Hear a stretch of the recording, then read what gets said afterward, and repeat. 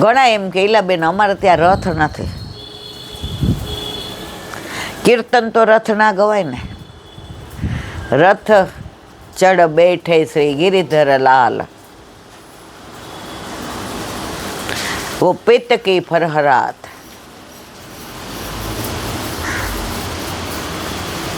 તો કીર્તન ગાઓ ત્યારે તમે ભાવ કરો, મારા પ્રભુ મારા ઘરે મારા રથમાં બિરાજે છે. હા, વ્યવસ્થા છે, ઉંમર નાની છે અને કરી શકો છો તો અવશ્ય કરવાનું. ઉંમર થઈ ગઈ, તબિયત બરાબર નહીં, ઘરમાં નથી થઈ શકે એમ, કાંઈ વાંધો નહીં. કીર્તન ગાઈએ એટલે બધા ભાવ અંદર આવ્યા વિના રહે નહીં. આપણા વલ્લભે કાંઈ એવું નથી કહ્યું આમ કરવું જ પડે, આમ જ જોઈએ. એ બધું મર્યાદામાં, કે હવન કરવો તો આટલું જોઈએ, સવા શેર ઘી જોઈએ ને, સવા પાસે જવ જોઈએ ને, સવા શેર તલ જોઈએ ને, ધૂપ જોઈએ ને, દીપ જોઈએ ને, સોપારી જોઈએ. એ આપણને લખી દે એ પ્રમાણે જ કરવું પડે. એમાં આપણી ઈચ્છા પ્રમાણે ન ચાલે. ના, અમારે સોપારી નથી લાવી એવું ના ચાલે. એમાં જે યજમાનને લખી દે હવન કરાવવાવાળા હોતા, એ પ્રમાણે જ કરવું પડે. એમાં બાંધછોડ ન ચાલે. આપણા ઘરે આપણા માથે બિરાજતા આપણા ઠાકોરજીમાં આમ કરવું જ પડે એવું નહીં. તમારાથી થાય એટલું કરો. ઓલા વૈષ્ણવ જેણે આપણને કીધું, જેને પૂછી આવજો, મારાથી તો હવે દાદરો ઉતરાતો નથી, વોકર લઈને ચાલું છું, મારો પગ વાંકો વળી ગયો છે, હવે વર્ષોથી સખડી ધરું છું, હવે હું ઘરમાં ઠાકોરજી વિના ન રહી શકું, અને મારે મારા ઘરે બિરાજતા ઠાકોરજીને મારે પધરાવા નથી. કે હું દૂધ મિશ્રીને મેવો અને થાય તો દૂધગર ધરીશ. આપણે પૂછીએ એવા જે જાય કીધું કાંઈ વાંધો નહીં. હવે અત્યારે એ ટિફિન બિચારા બહારથી મંગાવે છે, કારણ કે એના પગ વળી ગયા છે. એ વોકર લઈને પોતાનું ખાલી કરે છે. પણ સવારે એ કૈલાબેન ઠાકોરજી મને આટલું કરાવે છે, કલાક હું ખુરશી ઉપર બેસું. શરૂઆતમાં બહુ રડવું આવતું હતું કે મારા પ્રભુને કેવા રોજ નવા વ્યંજનને સામગ્રી ધરાવતી હતી. હવે મારાથી કશુંય નથી થતું.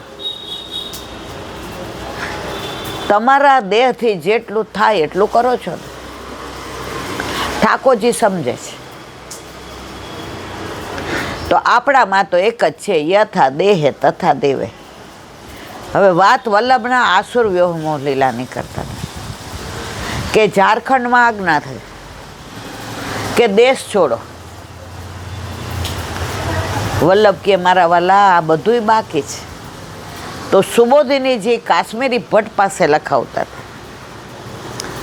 હવે કાશ્મીરી વલ્લભ પોતાનો સમય એક ક્ષણ પણ નકામની નહોતા જવા દેતા.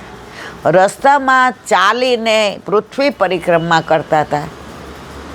તો ચાલતા ચાલતા પોતે બોલે અને કાશ્મીરી ભટ્ટ લખે. હવે કાશ્મીરી ભટ્ટ જો પાછળ ચાલે તો વલ્લભને આમ જોવું પડે તો શ્રમ પડે. આગળ ચાલે તો એમની પીઠ દેખાય તો પીઠ અધર્મ જ. એ વલ્લભ જુએ તો એને કાશ્મીરી ભટ્ટને દોષ પડે. એમણે રસ્તો કાઢ્યો, ઊંધા પગે ચાલે. એટલે વલ્લભના મુખારવિંદથી જે બાર વ્યક્ત થાય વાણી, ભાવના, લીલા ભાવના, સ્વરૂપ ભાવના, નામ ભાવના, 7 અર્થ સહિત સુબોધિની છે. અક્ષરાર્થ, શબ્દાર્થ, વાક્યાર્થ, શાસ્ત્રાર્થ, ભાગવતાર્થ, 7. એ 7યનું પેલું કરી મંથન કરીને પાછું એક જ પેલું આ મારા વલ્લભ સિવાય કોઈ ન કરીશ. હવે રસ્તામાં ચાલતા ચાલતા કોક વાર કાંટો વાગી જાય તો કાશ્મીરી પર જુએ નહીં કે મને કાંટો વાગ્યો એટલે લોહી નીકળે. એના મનમાં એમ થાય કે મારા વલ્લભના મુખારવિંદથી અસ્ખલિત વાણી અત્યારે પ્રસવ થઈ રહી છે. હવે જો હું એક ક્ષણ માટે એમાં વિક્ષેપ નાખું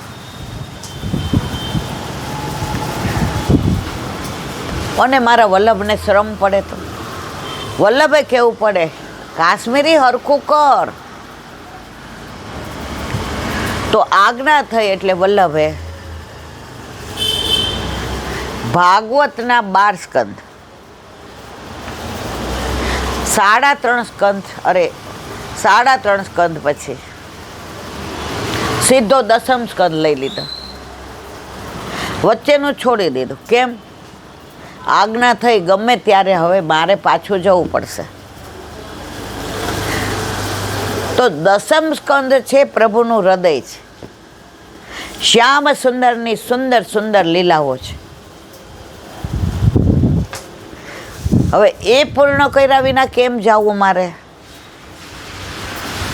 તો 3.5 કરી અને સીધો 10મ સ્કંદ લીધો. બીજી આજ્ઞા થઈ મધુવનમાં દેહ છોડો. વલ્લભ કે હજી કાર્ય તો અધૂરું છે. હવે મનમાં વ્યથા થતી હતી કે મારી પ્રભુની આજ્ઞા થાય છે પણ હું શું કરું? મારા દેવી જીવો હજી ઘણા શરણે લેવાના બાકી છે. શ્રી ભાગવત ગુઢાર્થ પ્રકાશન પરાયણ, શ્રી ભાગવત પિયુષ સમુદ્ર મથન ક્ષમા.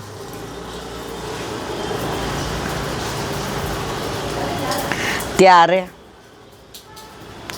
છેલ્લે અડેલમાં છેલ્લી આજ્ઞા થઈ વલ્લભ હવે બધું છોડીને આવો. આપના વિના એક પળ પણ મારાથી રહેવાતું નથી. હવે ઘરનાની આજ્ઞા સિવાય સંન્યાસ લેવાય નહીં, જવાય નહીં, ઘરના આજ્ઞા આપે નહીં. કારણ કે વલ્લભ વર્ણાશ્રમ ધર્મમાં માનતા હતા. બ્રહ્મચર્યાશ્રમ, ગૃહસ્થાશ્રમ, વાનપ્રસ્થાશ્રમ અને સંન્યાશ્રમ. ઝૂંપડીમાં આગ લગાડી એટલે બધા બોલ્યા નીકળો નીકળો વલ્લભ નીકળો. વલ્લભ કે બસ આજ્ઞા મળી ગઈ.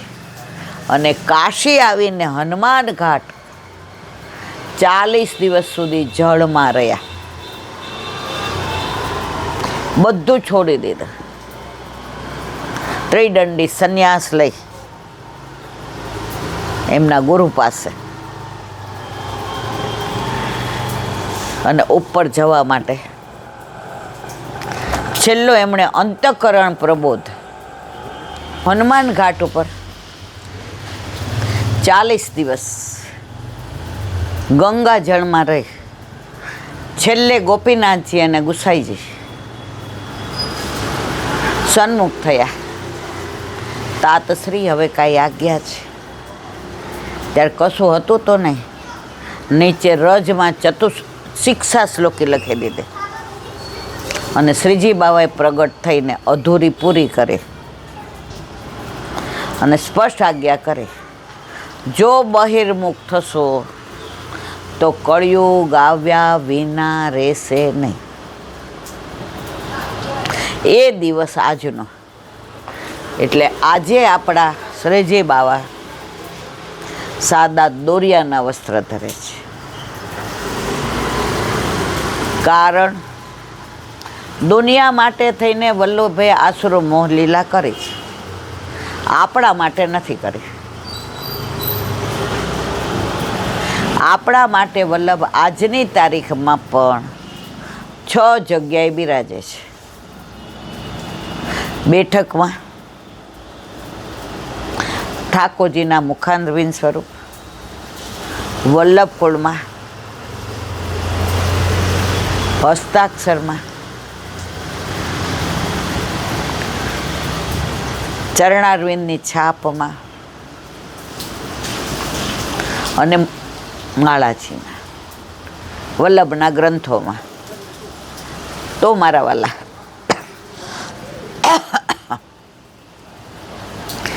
આજે આપણા વલ્લભ દુનિયા માટે આસુરવ્યૂહમાં લીલા કરે. એક વૈષ્ણવ હાજીપુર ભગવાન દાસના ઘરે આવ્યો. એ કે આપણા વલ્લભ, એ કે શું છે આપણા વલ્લભને? એ કે આપણા વલ્લભ, એ કે શું? આસુરવ્યૂહ, એ કે અસુરોને મોં પમાડે એવી લીલા કરી, આપણા માટે નહીં. આ જો આપણા ઘરે તો વલ્લભ છે જ. તે રોખોયલો તો વલ્લભ સુબોધિનીજી ભાગવત વાંચતા હતા, દર્શન થયા. તો વલ્લભ આપણા માટે તો આજે પણ ભૂતલ પર છે ને છે જ, અને એની અનુભૂતિ આપણને કરાવે છે. એક મિનિટ.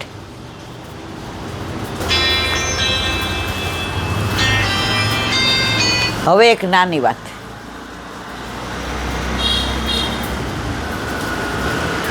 જગન્નાથપુરી જાઓ તો ગોપીનાથજીનું મંદિર છે. એનું નામ છે ખીરચોરા. ખીરચોરા ગોપીનાથજી. આપણને એમ થાય આ કાંઈ સમજાય એવું નથી. ઠાકોરજીએ પોતાના ભક્ત માટે ખીર ચોરી. આ બધું આપણા માર્ગમાં જ બને. ભગવાન ભક્ત માટે ખીર ચોરે. કૃષ્ણદાસ નામના એક ભક્ત હતા. હવે ઘરેથી નીકળ્યા તો જગન્નાથ ભગવાનના દર્શન કરવા માટે. હવે એને એવો નિયમ હતો, બ્રાહ્મણ હતા, કોઈ પાસે માગવાનું નહીં. કોઈ આપે તો પ્રસાદ રૂપે લઈ લેવાનો, નહીંતર આગળ ચાલવાનું. સાધુ તો ચલતા ભલા. હવે ઘણા એને દિવસમાં આપી દે તો લઈ લે, અને ઘણીવાર 1, 2, 3 દિવસ સુધી કશું ના મળે તો ઠાકોરજીનું નામ લે અને આગળ ચાલે. હવે જગન્નાથજીનું મંદિર આવવાનું નજીક હતું. એની પહેલાં 4-5 દિવસ એને કશું કોઈએ ખાવાનું ના આપ્યું, કારણ કે મધુકરી નહોતા કરતા.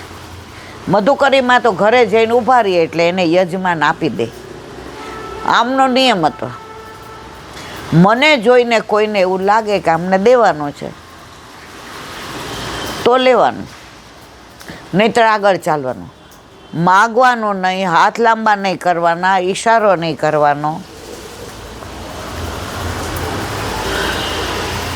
હવે 5-6 દી કાંઈ મળ્યું નહીં. રસ્તામાં જળ લઈ લે, જ્યાં સરોવર આવે, તળાવ આવે, નદી આવે, કૂવો આવે, જળ લઈ લે. એક જ તમન્ના, ક્યારે મને જગન્નાથ પ્રભુના દર્શન થાય, ક્યારે મુખારવિંદ હસતું હું જો. હવે જગન્નાથ પ્રભુને ચિંતા થઈ, મારા માટે આવે છે, ચાલીને દોડતો આવે છે, રસ્તામાં કાંટા કાંકરાની ચિંતા નથી કરતો, કોઈ અપેક્ષા નથી રાખતા.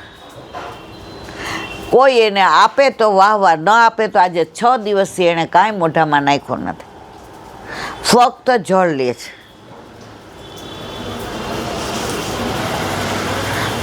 તો પેલા ગોપીનાથજીનું મંદિર આવે. હવે રોજ સાંજે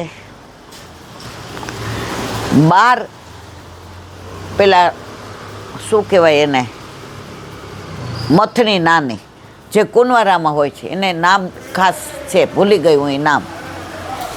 એ ભરી અને ખીર ધરે. 12 આટલા કુંજા જેવું હોય, એનું ખાસ પુષ્ટિ માર્ગમાં નામ છે. હૈયે છે પણ હોઠે નથી. 12 ખીરના એ કુંવારા એટલે કે એ ઓલું ભરીને મૂકે આટલા, અને સેન થાય એટલે બધાય વૈષ્ણવને વાટી દે.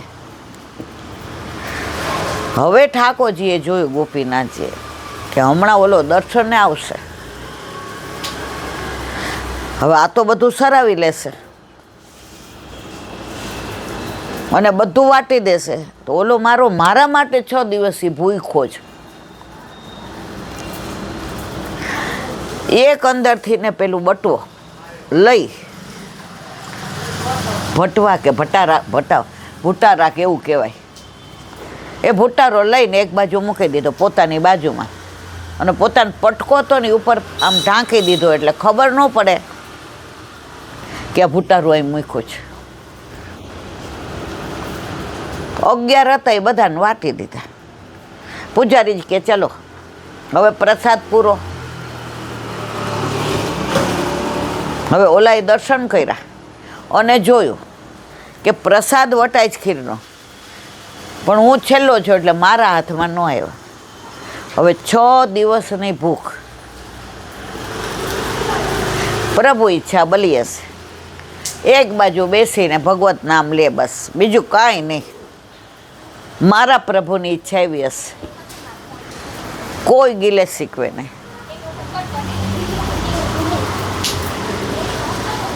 હવે રાત પડી એટલે તાળા મંગળ થઈ ગયા. ઓલો એક બાજુ લાંબો થઈને સૂઈ ગયો, 6 દિવસથી કાંઈ લીધું નહોતું. રાતના પૂજારી કાકાને ઉઠાડ્યા ઠાકોરજી સ્વપ્નમાં. પૂજારી કાકા ઉઠો, મારો ભક્ત 6 દિવસથી ભૂખ્યો છે, એના ખીરનો પ્રસાદ દ્યો. મારા વાલા 12 ભટારા ધરીએ છે, એ 12 તો મેં વાટી દીધા, 12 વેચી દીધા પ્રસાદ, એકેય નથી. આપની આજ્ઞાથી સવારે હું વહેલો ઉઠીશ બ્રહ્મ મુહૂર્તમાં.